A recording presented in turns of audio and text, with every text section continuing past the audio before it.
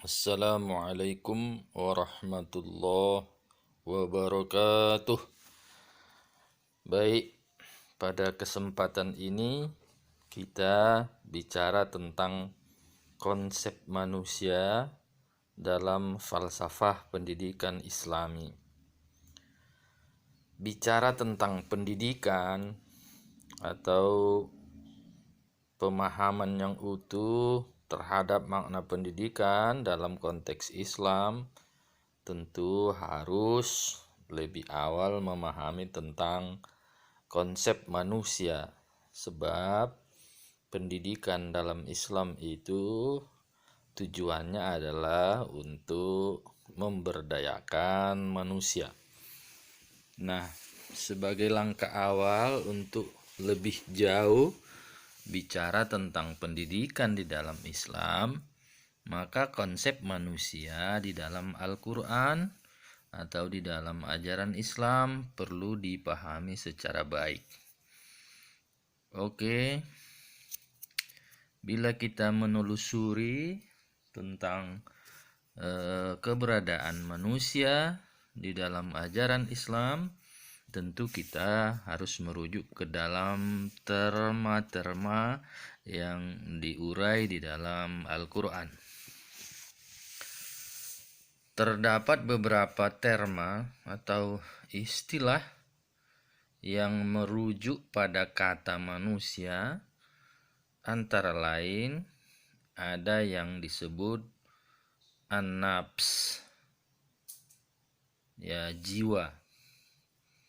Tapi konteks ini kita belum begitu jauh membicarakan an-nafs. Akan tetapi kita bicara tentang konsep manusia berdasarkan kata yang disinggung di dalam Al-Quran. Yang pertama ada istilah al-bashar. Ya, ada al-bashar. Ada al-ins. Ada an-nas. Ada Bani Adam. Kita lihat yang pertama, al-bashar. Kata bashar itu ya cukup banyak disinggung di dalam Al-Quran. Tapi bila kita menelusuri dalam kaitan apa al-bashar diungkapkan, kita banyak menemukan dan bahkan bisa disimpulkan bahwa al-bashar itu manusia merujuk kepada jasmaniahnya. Bashar bila dilihat dari arti kata dasarnya itu kulit yang ditumbuhi rambut.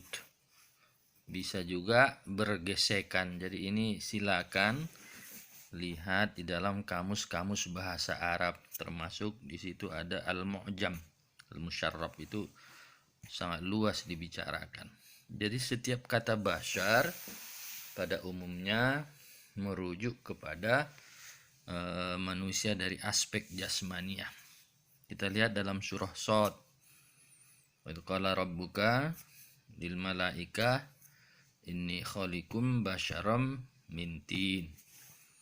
Nah, bashar itu diciptakan dari tanah.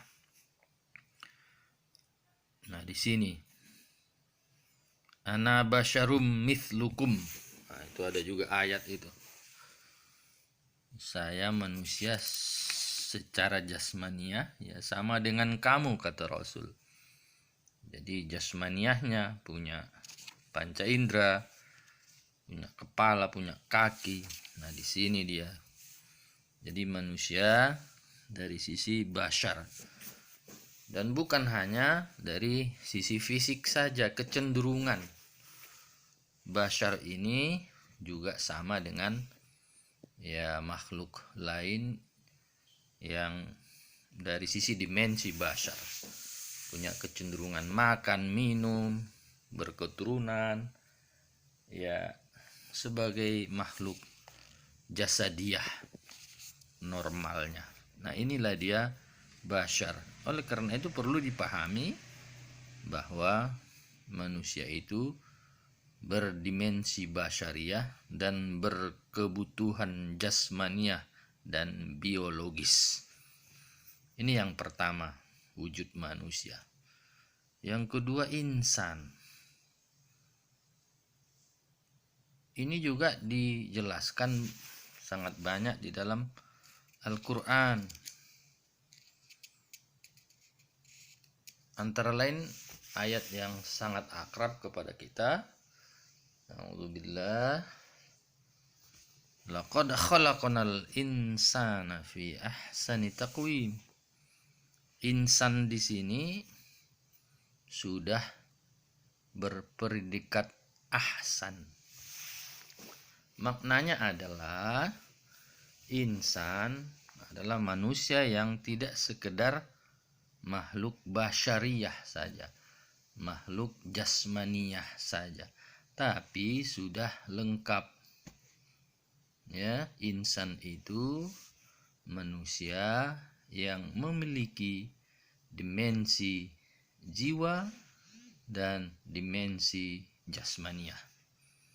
Jadi manusia ketika bertautan antara aspek basyariah dengan aspek jiwa, inilah nanti akan memunculkan sosok pribadi yang selalu disebut di dalam Al-Quran dengan istilah an-nafs. Yang pasti yang perlu kita pahami dalam konteks ini, manusia itu di samping berkecenderungan terhadap hal-hal yang bersifat material karena dia makhluk basyariah, juga berkecenderungan kepada hal-hal yang lebih mulia karena dia memiliki unsur ruhaniyah. Al-insan tadi saya bacakan di awal surah Shad. Ya, surah Shad ayat 71 ada sambungannya. Bismillahirrahmanirrahim. Fa idza sawaituhu wa nafakhtu fihi min ruhi waqa'u lahu sajidin. Jadi ketika manusia diciptakan dari tanah sebagai unsur atau asal muasal jasmaniahnya, maka Allah menghembuskan, meniupkan ruh pemberian. Jadi Allah itu ar-ruh. Jadi ada yang dia hembuskan menjadi ruhaniyah manusia. Jadi sama manusia itu adalah ruhaniyah, ada unsur ruh ilahiyah yang diberikan Allah, ya, yang selalu kita sebut ruhaniyah. Jadi manusia itu di samping memiliki jasmaniyah juga memiliki ruhaniyah. Artinya apa? Memiliki kecenderungan kepada Tuhan, kemuliaan. Ada unsur ilahiyah di dalam diri manusia.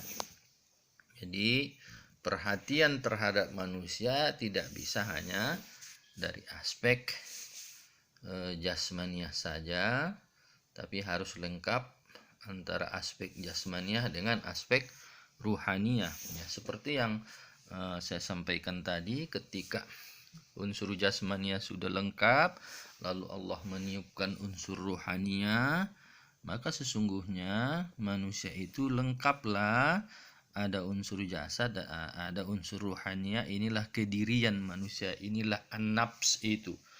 Maka muncullah jiwa kepribadian, berfungsilah otak, berfungsilah pikiran, nanti bersaranglah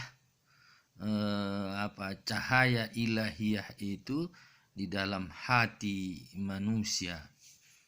Nah ini dia. Jadi Kesimpulannya dalam tahapan ini, manusia itu ada unsur basyariah, ada unsur insaniyah, berpadulah ini menjadi an-nafs. An-nafs inilah yang akan menjadi kepribadian manusia.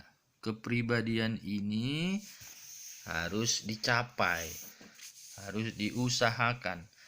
Nanti konteksnya disinilah berperan pendidikan Islam. Nah, oleh karena itu, karena manusia makhluk materi dan non materi, maka manusia itu memiliki eksistensi, makhluk yang ada dan berada, being dan existence. Nah, di sini banyak ayat-ayat yang menyinggung tentang bagaimana manusia bisa dikembangkan karena manusia memiliki berbagai potensi, seperti penjelasan dari berbagai ahli, ya, baik ia filsafat, ahli filsafat, filosof, baik ia para ahli pendidikan, banyak memberi ulasan,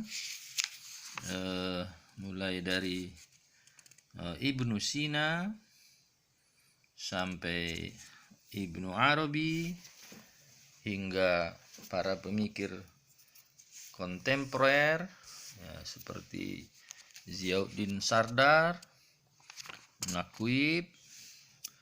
Banyak sekali mereka ulas dan mereka simpulkan bahwa ruh pemberian Allah itu berupa potensi. Nah, maka banyak ulasan, ya, potensi-potensi yang diberikan oleh Allah itu berupa percikan Asmaul Husna, ya, percikan Asmaul Husna. Kalau Asmaul Husna itu berjumlah 99, maka dalam berbagai kesimpulan ahli, manusia itu memiliki potensi sejumlah 99.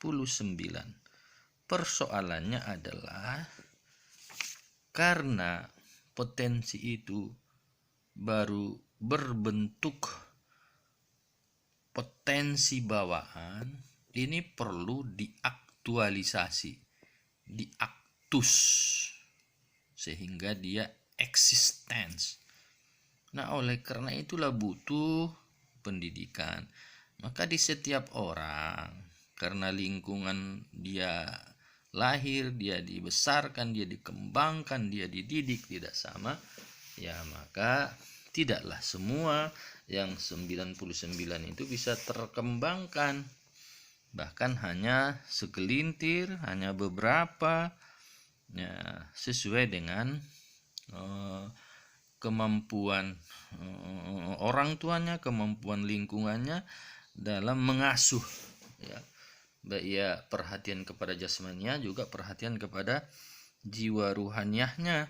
Nah, ketika ini seimbang, ya, maka banyak manusia yang muncul dengan multi talenta, banyak bakatnya, banyak yang bisa dia lakukan.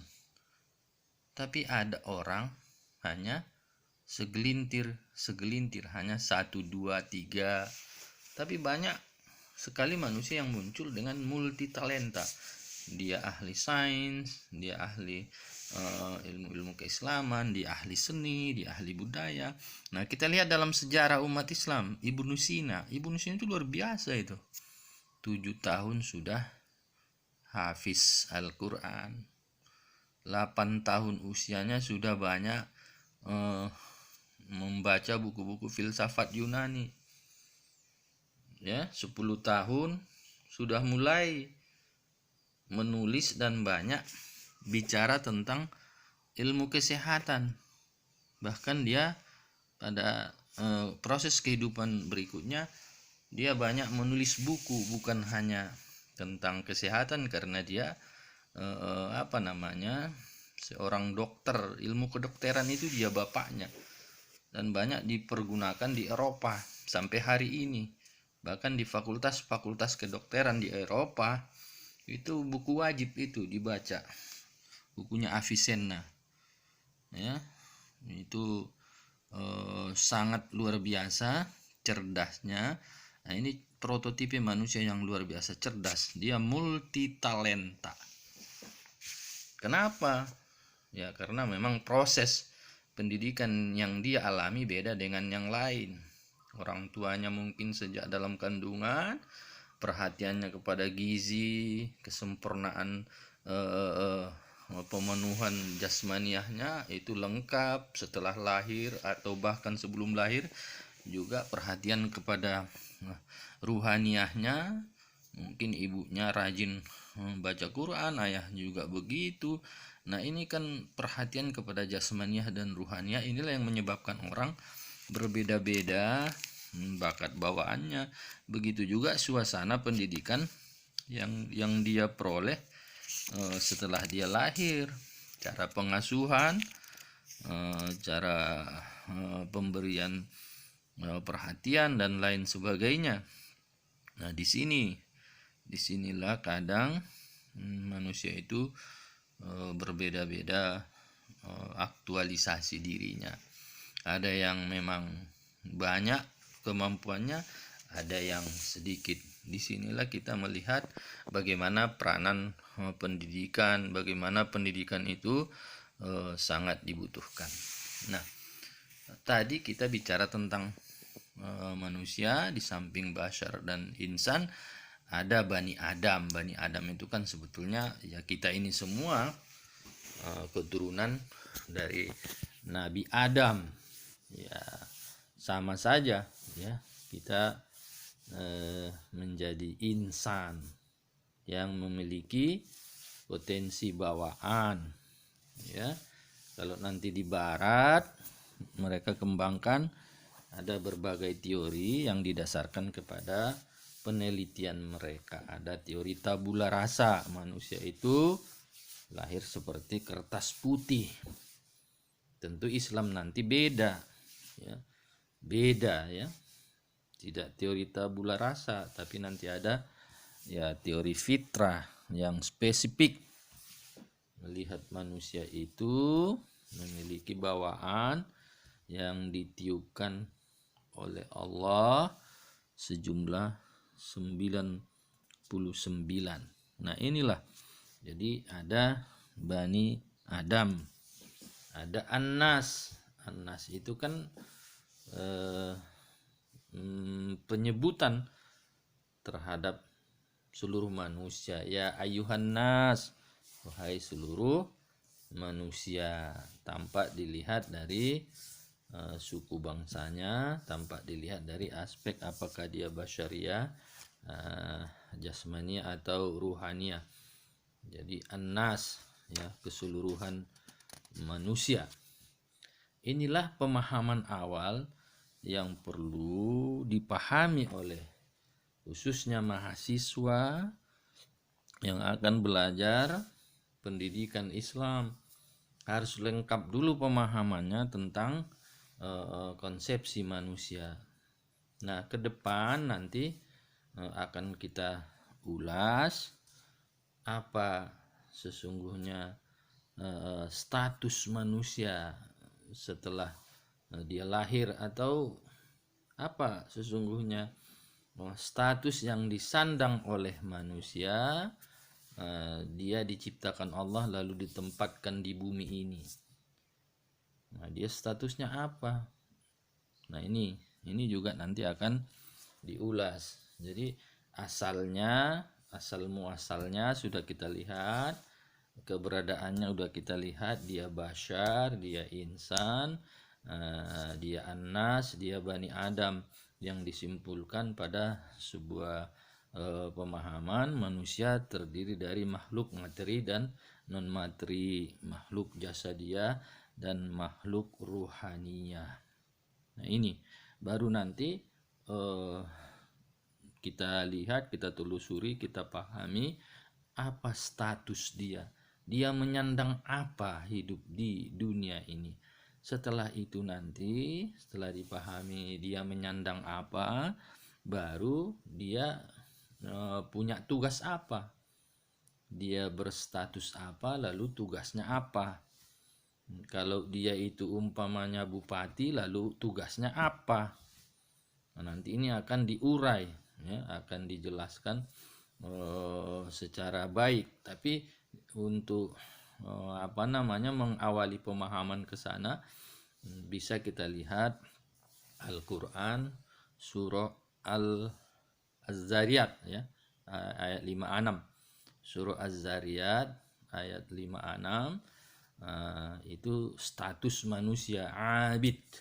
Baru apa tugas dan tujuannya, ini bisa dilihat dalam surah Al-Baqarah ayat 30, sebagai khalifah. Ini inti, ya, ini inti. Statusnya sebagai abid, lalu tugasnya sebagai khalifatullah fil ard.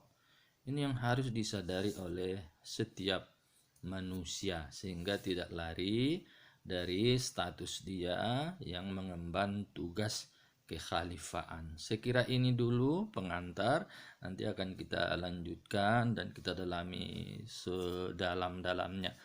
Demikian, semoga bermanfaat. Assalamualaikum warahmatullahi wabarakatuh.